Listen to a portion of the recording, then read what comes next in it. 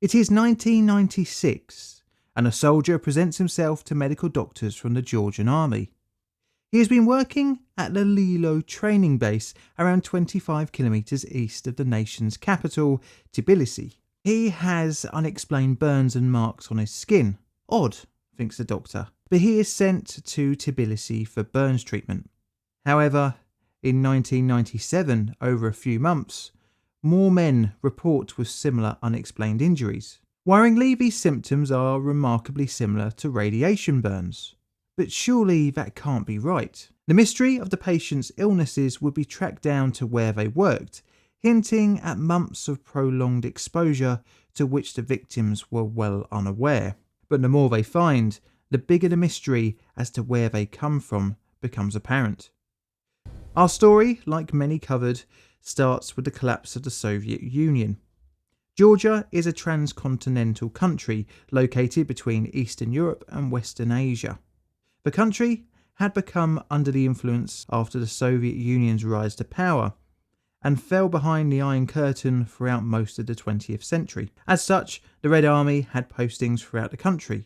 One such place was in the village of Lilo. This small and relatively unknown village does have one big claim to fame, as it was the birthplace of Berezin Jugashvili. Who is that, you may ask? Well, you have most certainly heard of his son, Joseph Stalin.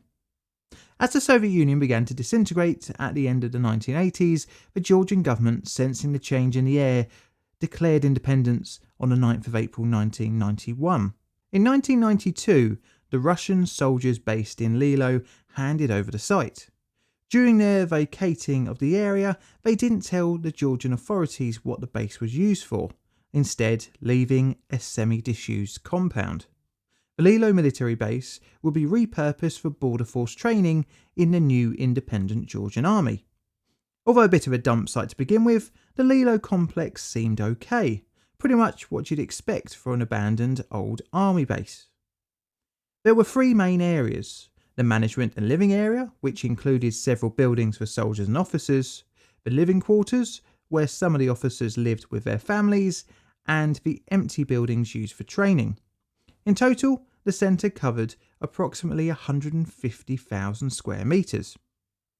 As far as the new owners were aware, nothing strange presented itself about the base, until 1997, when a number of soldiers began to report some strange ailments. The first of the soldiers to report to army doctors had experienced burns on his body similar to an extreme kitchen burn as early as June 1996. The doctor, confused by these injuries and knowing where the soldiers worked, Lilo, sent the man off to Tbilisi for burn treatment, but only the symptoms were looked at rather than the cause.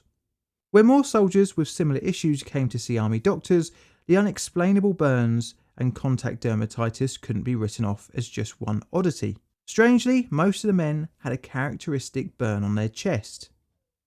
This pointed at the soldiers' environment, as all had been based in Lilo. Upon reviewing the soldiers' injuries, the medical staff all pointed to one thing: radiation exposure. But how? The military are trained for the effects of nuclear war, but it didn't add up.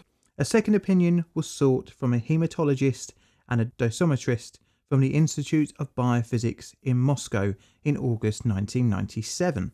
The diagnosis of the burns was confirmed to be that of a radiation exposure, and a prolonged one at that. One of the soldiers had been recruited as early as 1995, with many others joining in 96. Could they have been exposed all of that time? On the 27th of August, a radiation hotspot was discovered at the Lilo base near an underground shelter. The survey was carried out by officers from the Chemical Radiological Biological Protection Division of the Georgian Army. This was later double-checked on the 5th of September, and the dose rate was measured at roughly 45 milligrays an hour. The Georgian authorities contacted the Safety and Radiation Protection Department of the Centre of Applied Research of the Institute of Physics. This, along with the Army, secured the required monitoring equipment needed to survey the hotspot. A working group of physicists was established to assess and survey the radiological situation on the site on the 10th of September. They started close to the underground shelter, and localised the source of the radiation, but due to the team having no suitable container, recovery was delayed until the 13th of September. The source was found inside a pocket of a Winter Army jacket that was used by the Georgian soldiers during guard duty. Once extracted, it was then placed inside a lead container. But this wouldn't be the end of Lilo's contamination. After the initial source was recovered, more radiation above background had been discovered, located 130 metres from the underground shelter near some offices and buried 30 centimetres below the surface of the soil. This was also recovered, but more radiation was still present. This led the team to near the smoking area, where another source, also buried, was discovered. In just one day, 3 items of sizable radioactivity were discovered, and by now there's only one option available: to survey the whole military base. It seemed like the entire site had varying levels of contamination, with one more source discovered on the 14th, 3 more on the 19th, and 1 more on the 20th. Not only that, but 2 more sources were found inside lead containers abandoned on site, as well as something that would have made David Hann proud: some 200 devices containing radium-226 used for gun sights. Once all the radiation items were collected and contained, they were stored correctly on site next to the scrapyard to await proper disposal. The radiological waste was still yet to be determined to the exact radionuclei involved, but after gamma absorption measurements were carried out using a lead screen, cesium-137 was determined to be amongst the waste on site, a deadly gamma ray emitter. On the 9th of October 1997, the IAEA were contacted by the Minister of Health of Georgia, stating that 9 servicemen of the Lilo Training Detachment of Frontier Troops had developed local radiation-induced skin diseases on various parts of their bodies. In turn, the IAEA then informed the WHO, and Georgia then requested assistance. And the IAEA attended the site between the 11th and 14th of October 1997. They set out to survey the site, and they concluded that no other sources were still around, and the highest levels were recorded of the first discovery at 164 gigabecquerels, giving out 13,000 microgray an hour, 1 metre from the source. When exposed to this for prolonged periods of time, acute radiation syndrome can be experienced. With that, let's look at the exposed personnel and their experiences.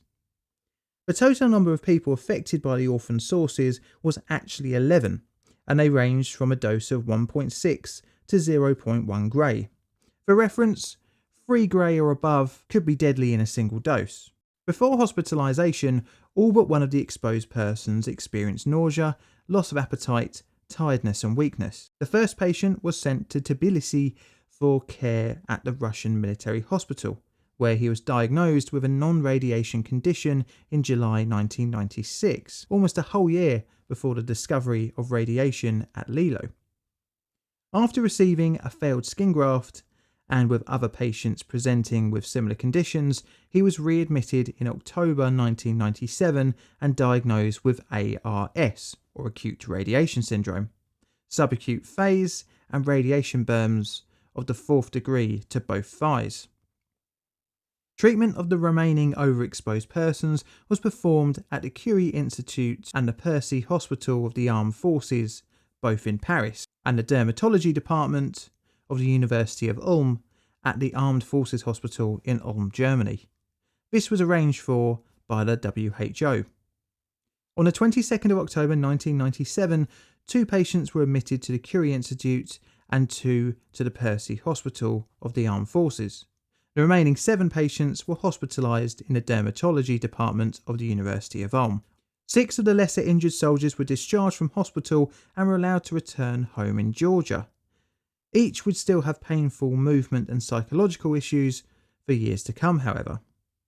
5 of the remaining had to undergo a nightmare number of skin grafts, amputations and multiple surgeries to remove necroses of the skin.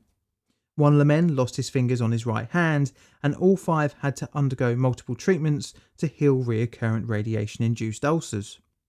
2 had to keep on intermittent treatment all the way into the early 2000s, and this was accompanied with lower T cell counts. But there's still a big question. Why on earth was the army base at Lilo so contaminated? Well, when the Russians pulled out, they didn't tell anyone completely what they had been doing there. Instead of it being a usual army base, it was actually used to train soldiers in the event of a nuclear accident or nuclear war. The sources were used for calibration of survey equipment and for training in radiological monitoring. The reason for the buried sources was to train soldiers on radiation detection. These sources, rather than properly disposed of, were just left in situ, and the only possible outcome then played out on the unsuspecting Georgian soldiers. Georgia apparently is one of the big dumping grounds of Soviet-era nuclear devices, as multiple RTGs and scrap radioactive sources kept on being found during the 1990s, and one of these I've covered in a previous video. It is thought that many ex-Soviet Union states still have hundreds of orphaned sources waiting to be discovered by some unwitting poor soul.